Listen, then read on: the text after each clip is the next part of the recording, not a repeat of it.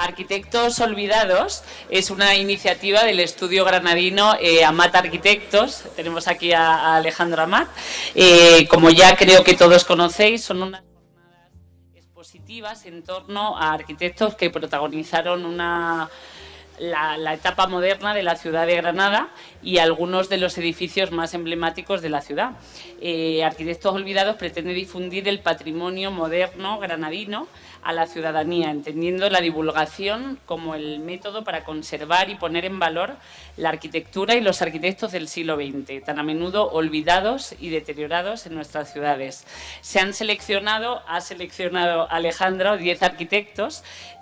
cuya obra está protagonizada en cada exposición mensual que se hace en su estudio. Está en la calle San Isidro número 17, es bajo. Os invito a que vayáis a visitarlo porque merece la pena. Esta iniciativa se vio inspirada por la reciente campaña de sensibilización ciudadana que puso en marcha el Colegio de Arquitectos de Granada, Necesitas Arquitecto o Arquitecta, para concienciar sobre la necesidad de la figura del arquitecto a la sociedad y a la ciudadanía en general.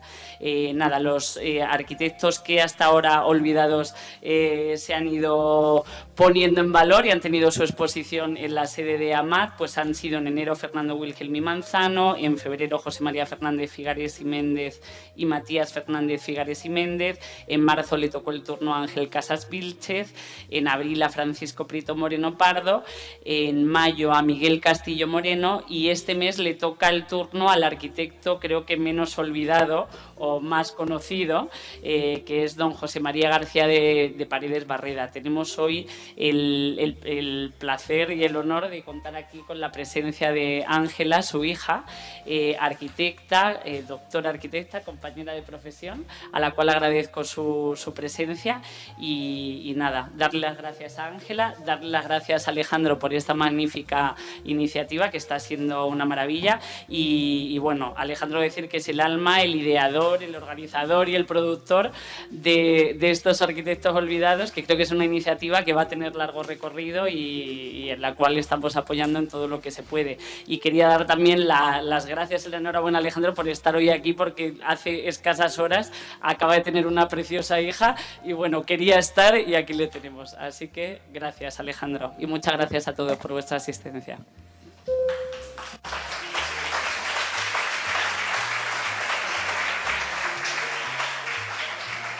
Bueno, en primer lugar quería agradecer al colegio, ¿no? Porque desde el principio, desde que empezamos con este proyecto, pues estuvo allí y en la figura de Macarena, pues que nos ha estado dando durante estos 6 primeros meses, desde enero hasta junio que llevamos transcurridos del ciclo, pues un apoyo grandísimo. Otros colaboradores que hemos tenido han sido la Escuela de Arquitectura, que tenemos José María Manzano, la Asociación de Jóvenes Empresarios y 2 patrocinadores que me gusta decirlos porque ya que hemos conseguido, pues creo que está bien decirlo, ¿no? Que son Sumum y Consentino.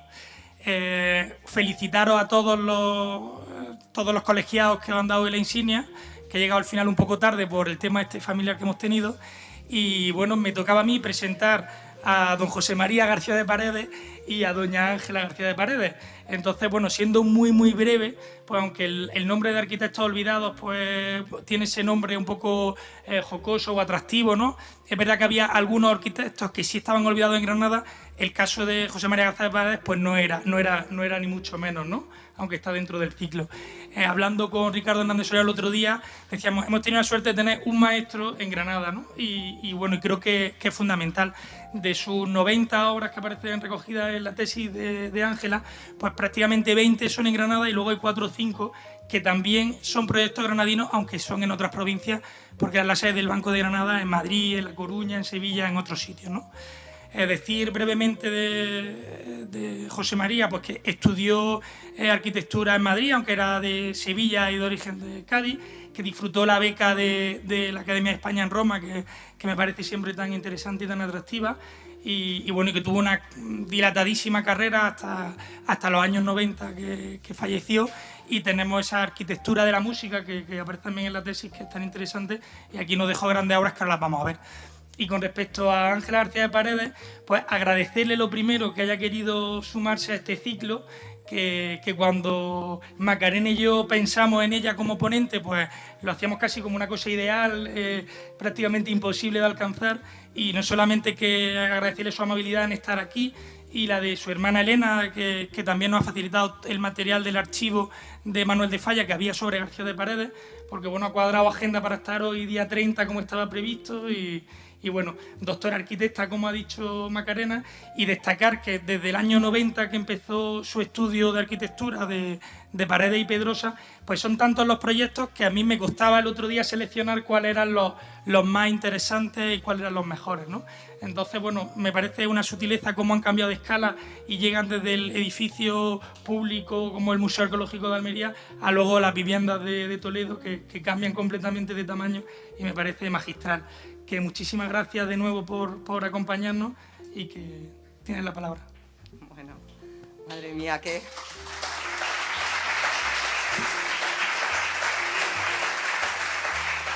Bueno, ante tanta cantidad de acontecimientos, yo creo que la que tengo que ser breve soy yo. Dar la enhorabuena primero a los colegiados de los 25, sobre todo a los de los 50. Yo este año he hecho 40, o sea que comprendo perfectamente el momento. Enhorabuena también a Alejandro, no solo por la exposición, en realidad por la niña, ¿no? por esa nueva paternidad, aunque el trabajo difícil es el de la madre, también hay que decirlo. Pero bueno, a Macarena por apoyar también estas conferencias, al decano, a Luis Alberto, bueno, a todos los compañeros que bueno, para mí yo me siento a gusto aquí porque en realidad es mi mundo, ¿no? Es la arquitectura. Yo empecé a trabajar en el año 90, por mi cuenta antes, desde que acabé la carrera en el año 82, había tenido la suerte de trabajar como aprendiz desde que concluí los estudios en la Escuela de Arquitectura de Madrid, de trabajar como aprendiz con mi padre, que era este arquitecto olvidado del cual yo voy a trazar una semblanza, porque yo creo que las obras de aquí de Granada son conocidas por todos ustedes, ¿no? Esta fotografía es la última, del año 90, días antes de fallecer. Entonces era en el Auditorio de Granada y precisamente con la fotografía de Manuel de Falla detrás de él. Es decir, yo creo que fue el último viaje aquí a Granada, en una trayectoria que también empezó, por supuesto, en Andalucía y que empezó, desde luego, en Sevilla. Él era sevillano de nacimiento, estudió de niño en Málaga, interno, en el Colegio del Palo, y solamente ya cuando era un adolescente se traslada a Madrid después de estudiar Ciencias Exactas en Sevilla, porque en aquellos momentos los estudios de arquitectura eran muy largos. Estudió Exactas en Sevilla y luego tuvo que trasladarse a Madrid para empezar la carrera de arquitectura en la Escuela de Madrid. Él llegó como un estudiante andaluz, absolutamente ajeno al mundo de Madrid, de una familia numerosísima, eran 10 hermanos que había dejado en Jerez su familia, y llega a un colegio mayor en el cual pues se hace los primeros amigos de un chico que viene de fuera y ajeno absolutamente al mundo de la arquitectura. Es un poco la historia que voy a desbrozar ahora también, porque yo creo que los edificios de Granada son conocidos. En realidad, el primer edificio que hizo para Granada no estaba en Madrid, no estaba en Granada, estaba en Madrid. Fue la primera oficina para el Banco de Granada en el barrio de Salamanca, en Madrid, con esta fachada tan absolutamente minimalista, escueta en los años 60, en el cual los adoquines de la calle, de la calzada, tenían la réplica en la cuadrícula de pavés que concluía esta fachada escueta para el Banco de Granada. Las otras obras de Granada, pues pasaré rápidamente, son, bueno, en los años 60, las escuelas del Zaidín. Yo sí sabía lo que era un pepito, pero estos colegios se llamaban Juanitos. Entonces estaba este Juanito, que era el del Zaidín, luego hizo otro Juanito en La Chana, luego hizo otro Juanito también en el Albaicín. Se llamaban así porque eran para la institución Juan 23, para una institución de niños que bueno, iban al colegio apoyados por estos hermanos que impulsaron la construcción de estos colegios prefabricados, sencillos, económicos, que bueno, pues dieron formación a muchísimos niños granadinos sin recursos. Niños y niñas, se ve que son parejos, que son simétricos. Un módulo siempre era para niñas y el otro módulo era para niños, ¿no? También aquí en el Albaicín, el Carmen para José Manuel Rodríguez Acosta, con la Alhambra como fondo, siempre con el diálogo con la Alhambra, el diálogo con el pasado, con las arquitecturas de otros tiempos. En las cubiertas también del Juanito del Albaicín, o en el Tiro de Pichón en el Pantano de Cubillas, con este edificio tan miesiano que se refleja en el estanque, con un edificio pues, que tiene una estructura metálica hermosísima, en un paisaje maravilloso que además he tenido la suerte de poder visitar hace relativamente poco. Después ya vinieron las viviendas de Plaza de los Campos, con unas cubiertas maravillosas que apenas son perceptibles desde la Alhambra cuando se miran desde arriba. Tal es la integración que tienen con las cubiertas de la ciudad de Granada, o los edificios Elvira también, que son unos edificios absolutamente rigurosos. Es en realidad los primeros edificios que había que eran multiusos, ¿no? Eran estos edificios híbridos, porque tenía un hotel, tenía apartamentos, tenía viviendas. Era de esos primeros edificios que ahora llamaríamos híbridos, ¿no? O, por supuesto, la sede central del Banco de Granada, con un recuerdo absoluto en su construcción y en su fachada a uno de sus maestros ideales, que era Arne Jacobsen, con la construcción utilizando el mármol de una manera absolutamente moderna. Otros proyectos eran imaginarios, como este Carmen en el Albaicín en los años 80, que lo titulaba Un Carmen imaginario, porque era en realidad un proyecto absolutamente ideal de cómo transformar un Carmen en el Albaicín, en la Cuesta de María la Miel, transformar una arquitectura antigua, una arquitectura que ya existía, para transformarlo en la vivienda del pintor Miguel Rodríguez Acosta, amigo suyo. No se llegó a construir, sin embargo, para los Rodríguez Acosta pues también hizo varios proyectos que tampoco se construyeron al lado del Carmen de Ana Sagasti, pero uno de ellos, ya el último, que era la Fundación Gómez Moreno, pues después de muchas transformaciones a lo largo de los años, desde los años 70, 80, pues logró materializarse en el hermosísimo espacio para el legado de la Gómez Moreno al lado del Carmen Rodríguez Acosta, ¿no? Uno de los últimos proyectos en Granada, los Cármenes de la Cuesta del Caidero, que van escalonándose en la colina y se van como adaptando a la topografía. Son unos edificios discretos, hermosísimos y absolutamente integrados ya en el paisaje granadino. El último proyecto que se quedó en las mesas de dibujo en el año 90, que no se construyó, pues fue el Teatro para el Generalife, que cambia el eje del antiguo Teatro del Generalife para procurar que el escenario, el front scene del teatro, fuera el propio paisaje de la Alhambra y la Torre de las Infantas, de tal manera que los espectadores, cuando miraban hacia el fondo de escena, lo que hubieran visto era esta vista de la Alhambra y de la Torre de las Infantas. Todo esto yo creo que ustedes lo conocen muchísimo mejor que yo, porque lo han paseado y lo han visto a lo largo de todos los días aquí en la ciudad de la Granada. Pero a mí me gustaría explicar en realidad cuál es el ideario de este arquitecto, cuáles son sus guías, sus pensamientos, su manera de hacer, su enseñanza, su aprendizaje también. Él forma parte de la 100 promoción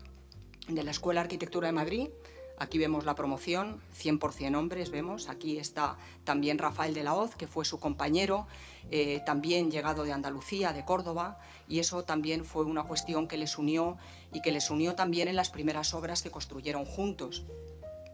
Después de terminar los estudios, él, como Alejandro Amat ha apuntado, gana la beca de Roma en el año 56, y el premio de Roma le lleva a vivir 2 años, hasta el año 58, en Roma, con el cual completa una formación Primero muy técnica, porque la formación de ciencias exactas en la Escuela de Sevilla fue una formación muy técnica, la Escuela de Arquitectura de Madrid también era una formación absolutamente técnica, y Roma, sin embargo, pues le da todo el pozo del conocimiento del pasado, de las arquitecturas del pasado, que le fueron tremendamente útiles y sobre todo que han impregnado toda la arquitectura posterior que ha construido, ¿no? En 1990, como ha apuntado Alejandro, pues hasta ese año yo había estado trabajando 8 años con él, y de repente me encontré, cuando él ya muere, me encontré con un archivo, con un legado, con un montón de papeles que yo apenas conocía, porque yo conocía solamente el trabajo del día a día del estudio, ¿no? Entonces, se suceden las exposiciones, las monografías. Aquí tenemos varios de los libros de las monografías, el Colegio de Arquitectos de Almería o el Colegio de Arquitectos de Málaga también, que hizo este hermoso libro, que fue Premio Nacional del Libro. También desde Granada se procuraron varias exposiciones, también aquí Ricardo Hernández también hizo una preciosa exposición, y este libro de José María García de Paredes en Granada, la Fundación de Arquitectura Contemporánea de Córdoba también hace el libro de los itinerarios, el colegio, también la Escuela de Arquitectura de Pamplona, el libro sobre la iglesia de Estela Maris en Málaga. Se van sucediendo un poco las monografías, los homenajes, lo cual me obligó también un poco, a la par de seguir con el trabajo del estudio, me obligó un poco a mirar todos aquellos papeles antiguos y a ver papeles que realmente un arquitecto, ustedes lo saben mejor que yo, en un estudio nunca se mira nada de lo que hay detrás, solamente se mira lo que se está haciendo delante, ¿no? Todo esto son los papeles y los croquis con los que yo me iba encontrando, dibujos hermosos, también muchas cartas, estas cartas, por ejemplo, de José Luis Sert, en el cual le dice que va a venir a Granada para conocer el Auditorio Manuel de Falla, del cual escribió unos textos muy bonitos que luego se han publicado en muchísimas monografías, ¿no? Aparecieron también cartas muy hermosas, también de Gio Ponti, de la época italiana, de toda aquella época en la que él se relacionó absolutamente con Italia y con el resto de Europa. De tal manera que un chico que venía de Andalucía, concretamente más de Jerez, de Sevilla, que llega a Madrid, a un colegio mayor, y que da el salto desde Madrid a la beca de Roma, a Europa, a Roma y a todo lo que Europa significa en aquel momento, le procura el conocimiento de toda la arquitectura contemporánea de aquellos años, de los años 50, de los años 60, que en la Escuela de Arquitectura de Madrid no se estudiaba en aquellos momentos, porque los maestros eran maestros, digamos, más antiguos, de modales más antiguos, con una formación técnica maravillosa, pero que sin embargo las nuevas publicaciones no llegaban nunca a Madrid, solamente llegaban las historias de arquitectura como más antiguas, ¿no? También entre los papeles pues estaban todas estas listas de repasos de obra que ustedes conocerán mejor que yo, todas las visitas de obra, la cantidad de relaciones que hay que hacer cuando se visita una obra, la cantidad de cosas que hay que ir apuntando, que hay que ir relacionando, pues cuando se tenía papel y lápiz, que también lo seguimos teniendo ahora, aunque hayan ordenadores, después de haber escuchado también la presentación. Y también otra de las cuestiones que yo creo que también en nuestra profesión son diferenciadoras de otras, más artísticas, digamos, como es todas estas cuestiones absolutamente de la precisión, de los números, de la claridad, de la exactitud, ¿no? En todos estos papeles se ve que incluso el arquitecto hace sus propias mediciones, sus presupuestos, hace los avances de lo que cuestan los edificios, de los primeros números de los precálculos de las estructuras, para poder hacer el proyecto con todo el rigor que es necesario, ¿no? También hay otra cuestión, como es el pensamiento que hay detrás de todas las obras. Este es un texto muy bonito que escribió en el año 86, que se llamaba Tres paisajes con arquitecturas. El primer paisaje era el paisaje neoclásico de Madrid, porque en aquel momento estaba trabajando en el Museo del Prado en los años 80. El segundo paisaje era un paisaje granadino, que era la Alhambra versus Carlos V, que también es un debate que ha tenido mucho juego durante la modernidad, ¿no? Entonces hay un texto muy hermoso que habla sobre este paisaje granadino. Pero a mí me llamó la atención este tercer paisaje que él escribía, que se llamaba Paisaje con ruinas, en el cual se pregunta cuáles van a ser las ruinas de nuestra arquitectura. Las ruinas, bueno, de su arquitectura, de la arquitectura moderna, de la arquitectura del siglo pasado, la arquitectura que él vivió. ¿Cuáles iban a ser esas ruinas? Entonces, él se plantea que la arquitectura, las ruinas de esa arquitectura no se va a leer en clave de piedras, como la arquitectura de los pasados, pues que solamente tenían las piedras para construir y tenían ese legado inmaterial que se mantiene siempre a lo largo de los siglos, que el legado que tenían que dejar los arquitectos de su tiempo era otro, y tenía que ser un legado que no fuera en clave de piedra, sino en clave de pensamiento. Yo me quedé pensando también que cuál era ese legado que él quería transmitir, y llegué a la conclusión, después de preparar todos los papeles para las monografías, para las exposiciones, que quizá era un legado absolutamente más social. Un legado que tenía que ver con las personas, que tenía que ver con los destinatarios de la arquitectura. En realidad, nosotros somos arquitectos y tenemos una preparación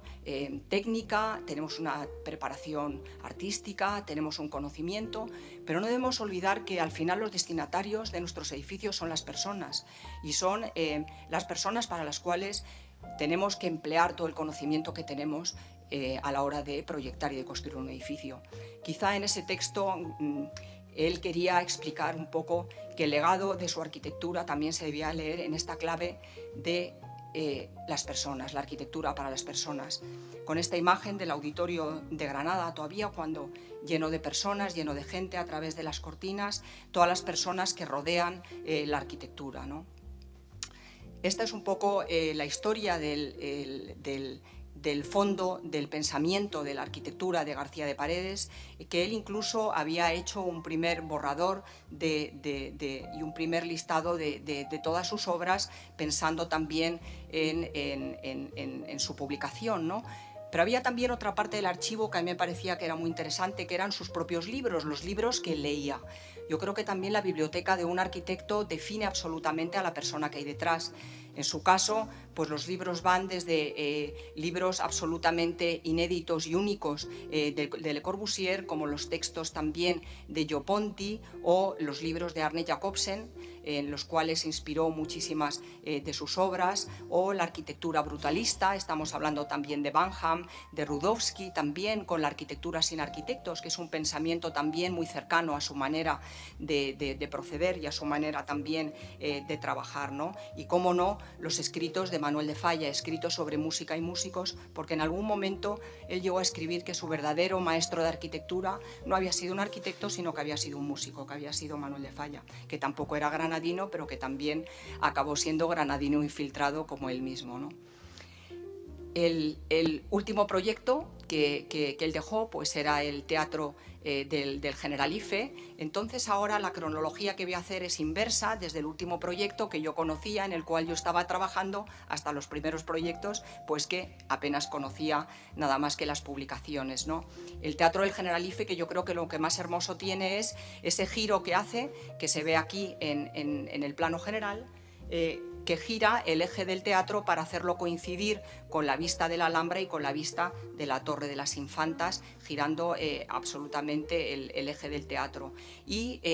apropiándose también del paisaje como se apropiaban los antiguos, en este teatro de Epidauro también, que el frente del escenario era también un paisaje de gran belleza, ¿no? Todo esto que quedó escrito también en la memoria del proyecto, que es muy hermosa, en el cual el teatro, él explica que lo más hermoso que tiene es la situación. Es decir, el teatro pasa a un segundo plano, la arquitectura pasa a un segundo plano, y lo que pasa a un primer plano es la Alhambra y la vista de la Alhambra, ¿no? Aquí tenemos también en el plano cómo se gira el eje, ¿no?, del teatro, que ahora mismo está paralelo al paseo, me parece que se llama el paseo que hay delante, el paseo de los coches o de los carruajes, no, al paseo de los cipreses, y cómo se gira para hacer un teatro más ancho, para poder aproximar a las personas al escenario y aproximar a las personas al hecho musical. Bueno, él había trabajado en multitud de teatros, hasta alrededor de unos 14, 15 proyectos entre concursos, obra construida, con distintas escalas. Aquí tenemos todos los proyectos a la misma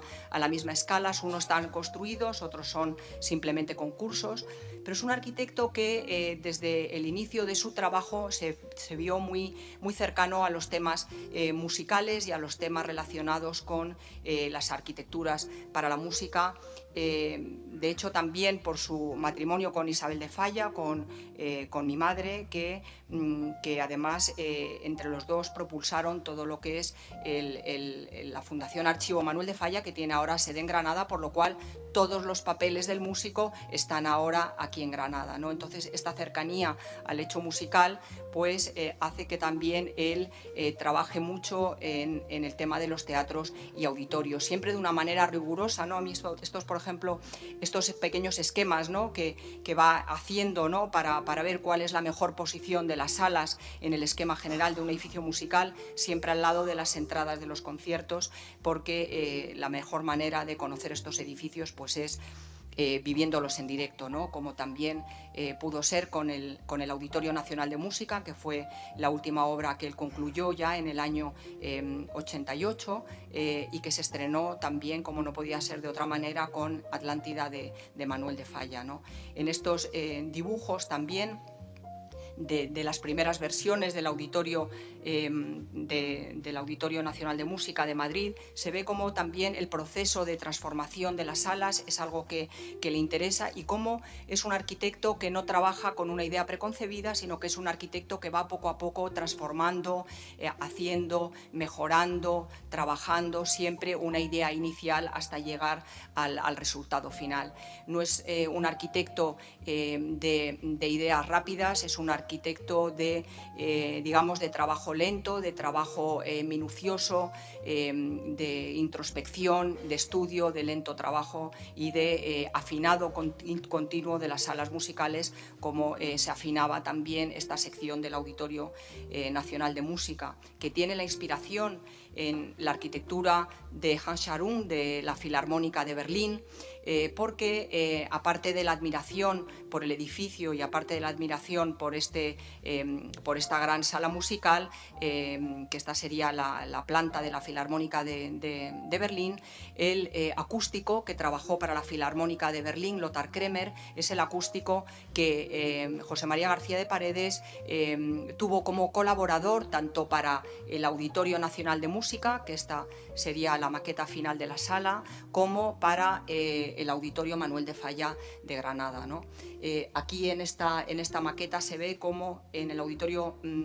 de Madrid lo más interesante respecto a la sala de Scharoun es cómo estrecha el escenario, precisamente porque con las conversaciones con el acústico llegaron a la conclusión que lo que necesitaban eran también tener esas reflexiones laterales para los músicos, porque el problema importante es que los músicos se debían de escuchar a sí mismos. No solamente los espectadores tenían que escuchar la música, sino que los músicos se tenían que escuchar entre ellos, ¿no? Entonces, este Auditorio Nacional de Música yo creo que es un poco la culminación de los estudios musicales, de los estudios para los edificios para la música, que había iniciado ya en los años 60, incluso un poco antes también, con el estudio de unos espacios musicales ideales para Atlántida de Manuel de Falla en los años 60. Esta es una dedicatoria muy bonita que le hace Casto Fernández Shaw cuando le dedica esta revista, Nueva Forma, ¿no? Precisamente recordándole que él es un poco la renovación del espíritu Atlántida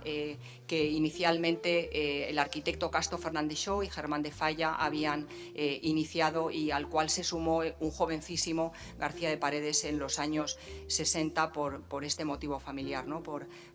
su matrimonio con Isabel de Falla. Entonces este sería el verdadero maestro, como él escribía, ¿no?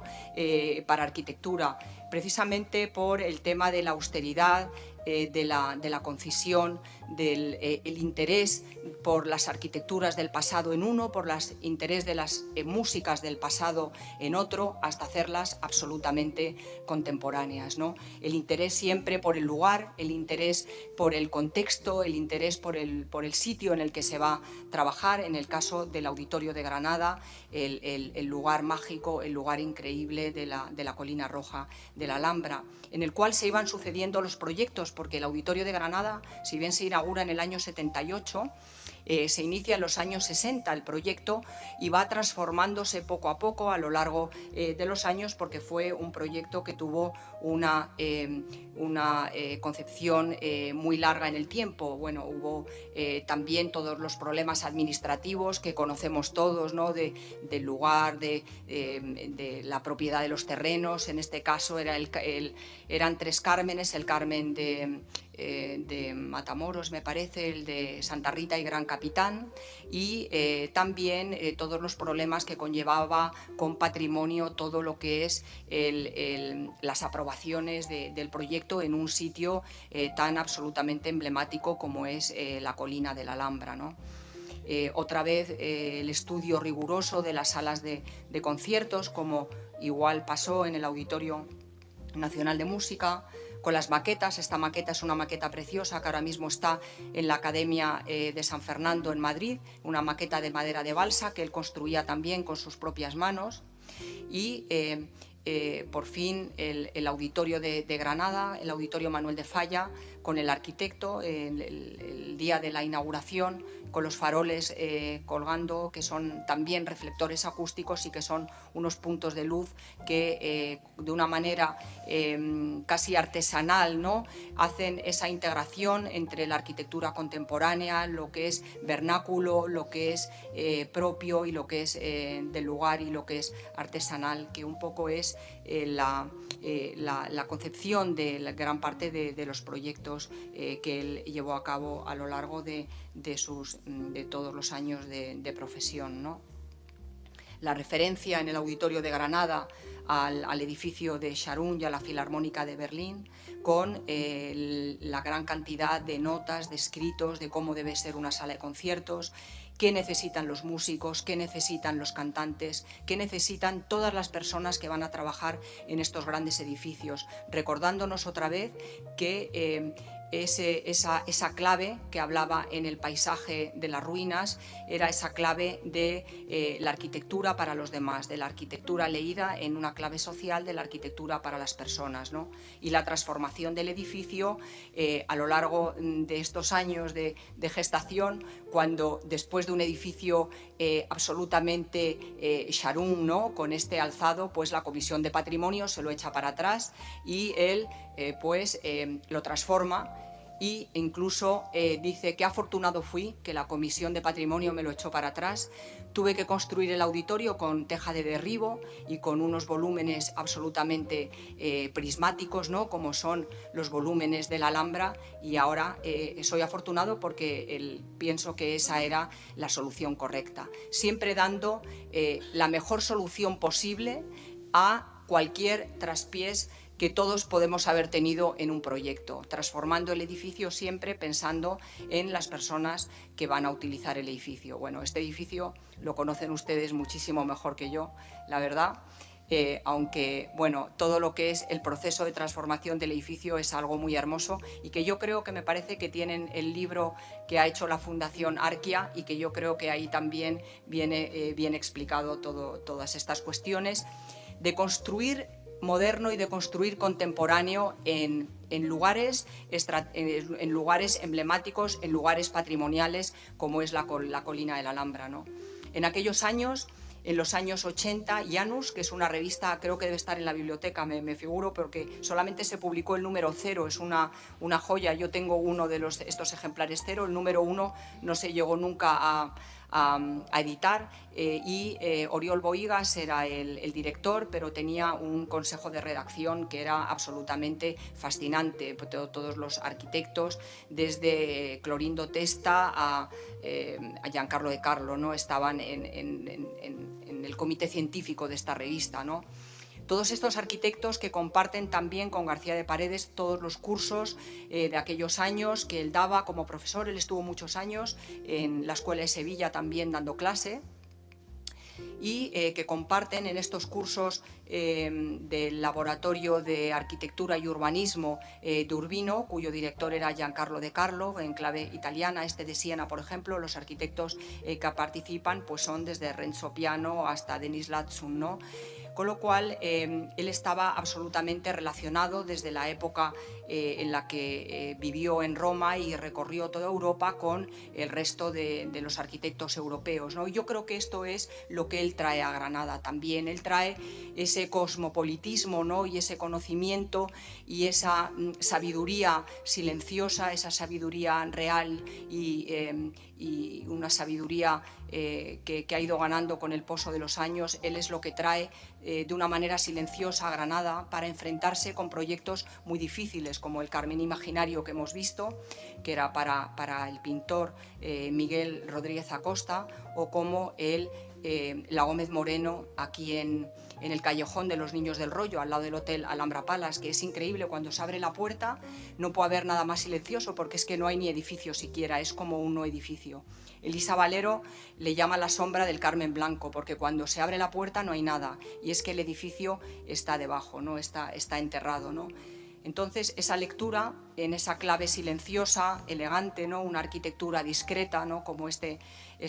sala de la Gómez Moreno, yo creo que es lo que García de Paredes trae aquí a Granada de una manera también discreta, de una manera sabia, de una manera silenciosa, ¿no? Se va infiltrando aquí en la vida de Granada, ¿no? A través de los dibujos y a través de sus obras.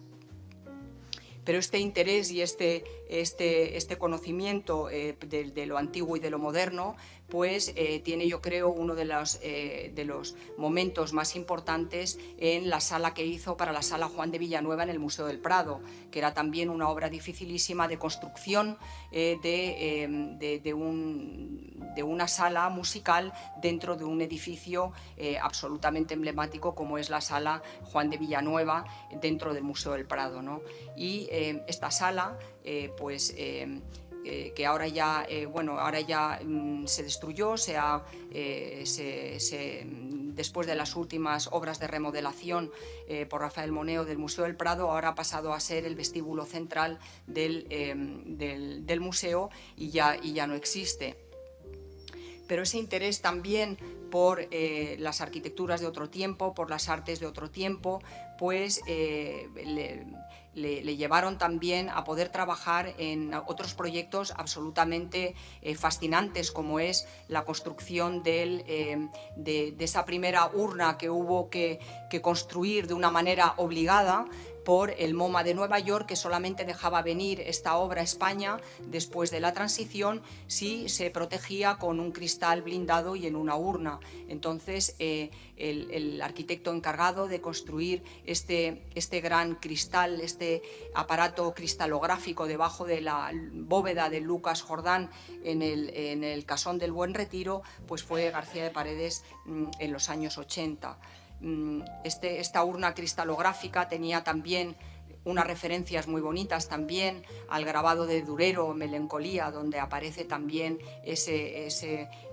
cristal, ¿no? Que aparece también en otro libro de cabecera que tenía Amar la arquitectura, de Gio Ponti, en el cual se habla también mucho sobre la construcción que tiene que ver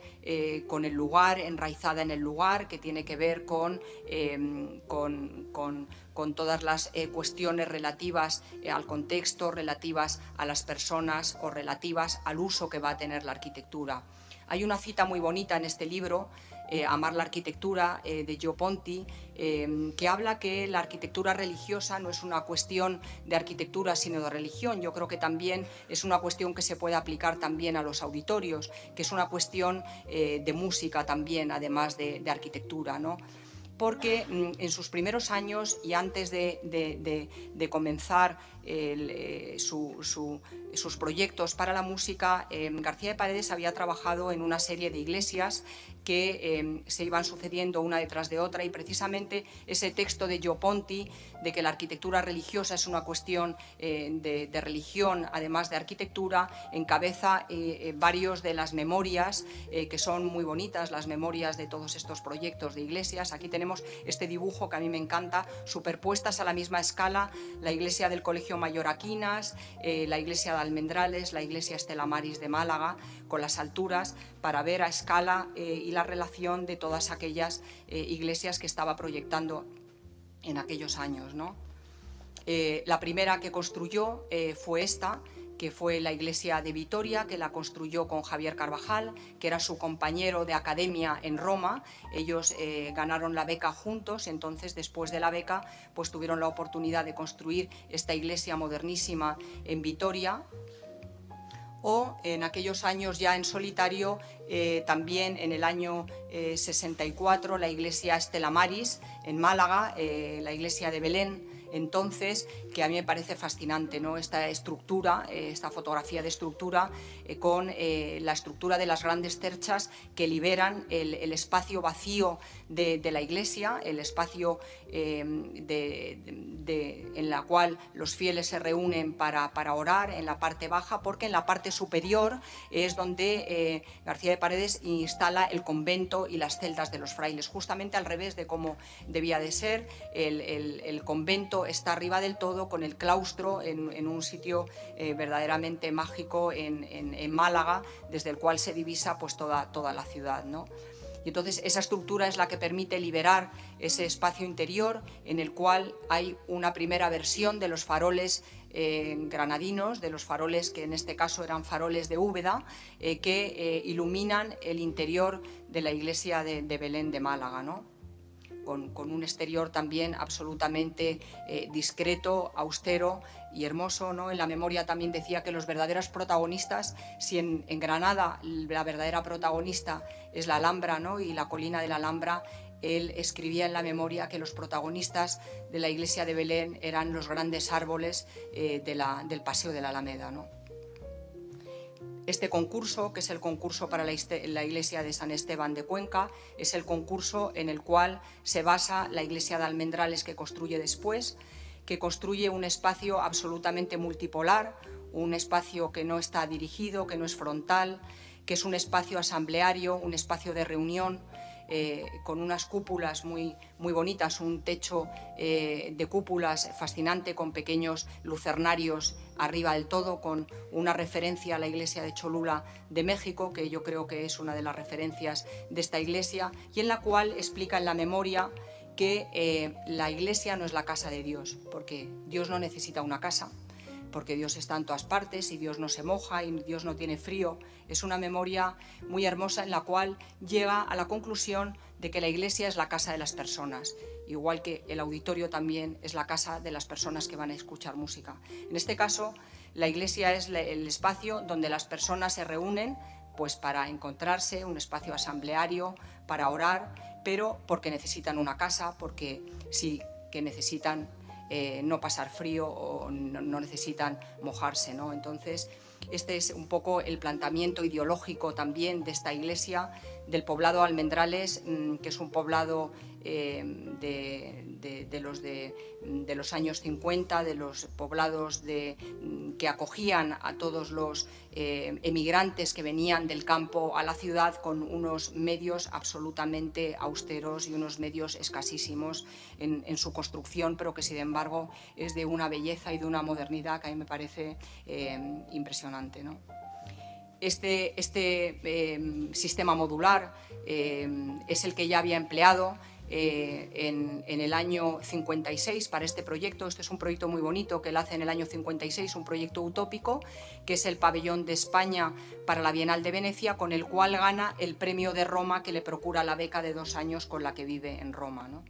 y que a su vez es un poco también el sistema modular que emplea en esta iglesia de Almendrales, en la cual por supuesto están también las referencias a Aldo Van Eyck y al orfanato de Van Eyck, que había visitado también en los viajes europeos en los años en los que estaba pensionado en Roma. El orfanato de Van Eyck y también la austeridad también en la construcción, yo creo que son un poco los que caracterizan este edificio, que es de los edificios que están también pues, protegidos en el Docomomo ya, como muchos otros edificios también suyos. Ahora mismo el Auditorio de Granada está en vías también de serlo y que tienen también una referencia, yo creo, clara a esas cúpulas de claraboyas industriales lucernarios que en los años 60 se instalaron en Madrid, en la iglesia de Almendrales. Yo creo que son las mismas claraboyas que utilizó en el monasterio de San Jerónimo, aquí en Granada, en el año 64,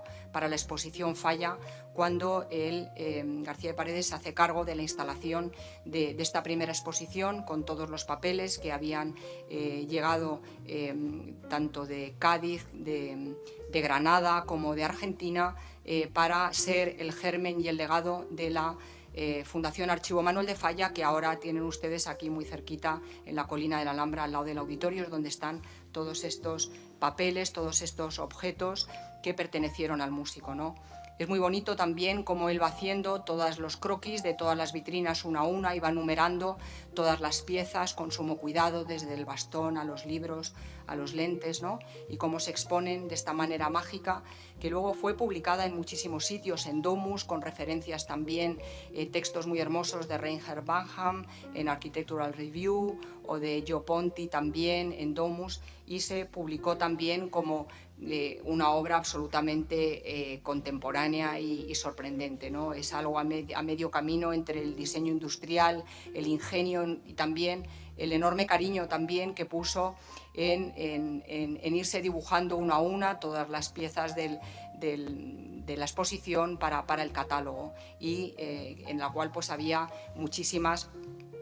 otras cuestiones, ¿no? Que son largas de explicar, pero que están en el libro, como es toda la relación con José María Sert, el pintor, que era el pintor que a Manuel de Falla le estaba en aquel momento dibujando las escenografías para la obra Atlántida, que no llegó a concluir nunca. En aquel momento, en los años 60, García de Paredes retoma este tema de las escenografías de Atlántida, pensando en unas escenografías para una realización plástica, que era lo que el músico llamaba, no le llamaba escenografías, una realización plástica para esta obra que no llegó a estrenarse nunca. Estos son los collages que García de Paredes hizo en aquellos años. En los dos triángulos que hay en el primer plano son los coros, y utilizando fotografías, por ejemplo, de Andras Feininger, como esta del dragón, que es fantástica, ¿no? Pues va procurando como unos fondos de escena para la obra Atlántida de Manuel de Falla, ¿no? Hay una serie también de dibujos también, que también son muy bonitos, muy reveladores para todos los distintos cuadros y escenas de Atlántida, pero que desgraciadamente no llegaron nunca a realizarse, porque se quedaron allí en el papel. Se debería de haber estrenado en el Liceo de Barcelona en los años 60, pero bueno, por una serie de vicisitudes no pudo ser. También se quiso hacer un estreno en Nueva York, en el edificio que Javier Carvajal construyó para la Feria Mundial de Nueva York del año 64, pero tampoco pudo ser. Y bueno, ahí quedaron también esas escenografías, de la cual se hizo una exposición preciosa hace ya muchos años en el edificio de Siza Vieira, en el edificio Zaida. Se expusieron todos estos dibujos para la realización plástica de Atlántida de Manuel de Falla, ¿no? Bueno, esto es. En aquellos momentos también estaba trabajando con el grupo de arquitectos con los que él trabajaba en los años que él llegó de Roma, en los años 60, en la calle Bretón de los Herreros de Madrid, con José Antonio Corrales, con Molezún, con Sota. Era un equipo de trabajo absolutamente joven, entusiasta y potente, y abordaron el concurso para la Ópera de Madrid, que es ese edificio grande que hay arriba del todo a la izquierda, y en el cual incorporaron a Vaquero Turcios, como él era el renderista, pero entonces en vez de hacer render pues hacía estos maravillosos dibujos y watch que ahora mismo están en el Museo Nacional Centro de Arte en Reina Sofía, junto con todo el legado de mi padre, que está donado allí, que ahora mismo parte está expuesta y parte está guardado en los fondos. Entonces estos son los renders de Vaquero, que son preciosos, porque además es que son enormes, ¿no? Es muy bonito también encontrar entre los papeles, por ejemplo, la manera en la que tienen ellos de organizarse y de hacer todos los grupos. Fíjense cómo eran los grupos de trabajo, pues Paredes, Molezún, Corrales, Sota, cómo se iban repartiendo el trabajo. Y hay una cosa muy bonita también cuando dice que la perfección del resultado depende de la disciplina y trabajo del grupo. Un fallo en cualquiera de sus miembros perjudica directamente y gravemente a todos sus compañeros, ¿no? Esto es muy divertido cómo se organizaban. Tenían 30 años, ¿no? Eran jovencísimos, desde luego muchísimo más jóvenes que todos nosotros, ¿no? Y estos son los esquemas que hacían para ese teatro de la ópera, que son unos esquemas que me parecen fascinantes por lo claros, por lo sintéticos, cómo funciona el edificio, cambiando también el eje, igual que luego hizo en el Teatro del Generalife, cambiando el eje del Palacio de la Ópera de Madrid, del cual obtuvieron el tercer premio, ¿no? En aquellos años también había trabajado con este grupo de trabajo, con Corrales y Molezún, y en este caso con Carvajal, en el poblado de Almendrales, que es donde construyó luego él en solitario la iglesia que hemos visto luego, y en la cual hay también unas referencias también, arquitectos también maestros también, digamos, silenciosos, ¿no? Como podía ser también Sarin, ¿no? En el Beaumont Center de Cambridge, ¿no? que es también una referencia también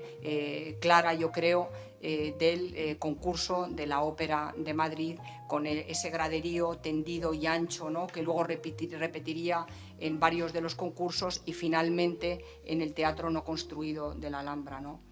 Hay otra cuestión también que yo creo que es muy interesante, es la relación que él siempre tuvo con artistas de su momento, en el caso de Vaquero Turcios, para los renders, ¿no? Del concurso de la ópera, ¿no? Pero como también él trabajó codo con codo con otros artistas, algunos tan granadinos como Manuel Rivera, que también expuso en el auditorio Manuel de Falla, y que también era gran amigo suyo, como también lo fue José Guerrero, también granadino, que tuvo también su estudio al lado de donde ahora está el auditorio, ¿no? O Lucio Muñoz, que en 1990 pintó este precioso cuadro que se llamaba Homenaje a García de Paredes cuando él fallece en 1990. Bueno, y ya llegando al final de la historia, que era el principio, es cuando él ya, antes de instalarse en Madrid y después de terminar la carrera, en su 100 promoción, se instala durante 2 años en Italia y tiene ocasión de trabajar en 2 proyectos muy interesantes. Uno de ellos es este, que es la Trienal de Milán del año 57, por la cual obtuvo con Javier Carvajal la medalla de oro, o de hacer un viaje absolutamente fascinante por toda Europa, con todo este recorrido para conocer las arquitecturas europeas del momento, en ese pequeño 600, que era el 600 en el cual iban